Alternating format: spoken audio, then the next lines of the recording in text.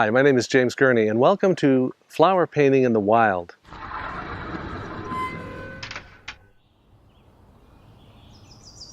Ralph Waldo Emerson once said that the earth laughs in flowers. And in this video, we're going to be painting a variety of different flowers in their natural growing setting so that we can kind of see them in context. In this video, we'll be using opaque paints, both mainly gouache and casein. And I'll be taking you through 4 different paintings. One of a daylily, cleome flower, or the spider flower, a peony, and finally the wild rose itself in a natural setting. This will be almost more of a landscape painting.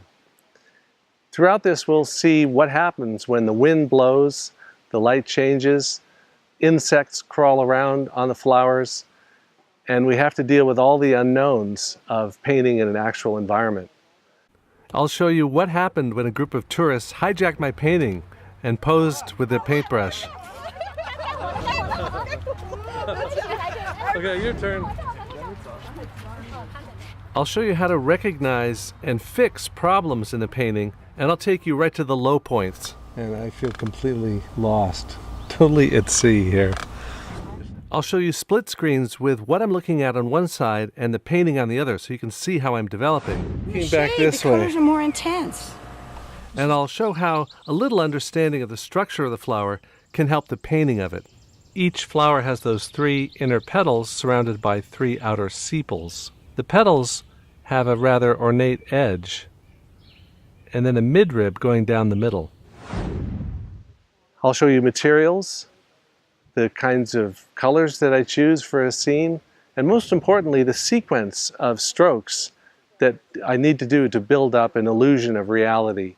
Here's where a severely limited palette won't serve me well. I need to have a strong chroma, cool red for this. On one of the paintings, I'll show you an experiment with a Renaissance sighting grid to get accuracy in the drawing. The insights in painting that you'll get from this video will apply whether you use water media or oils or even drawing, and whether you work in a sketchbook or on canvas. So come with me for flower painting in the wild.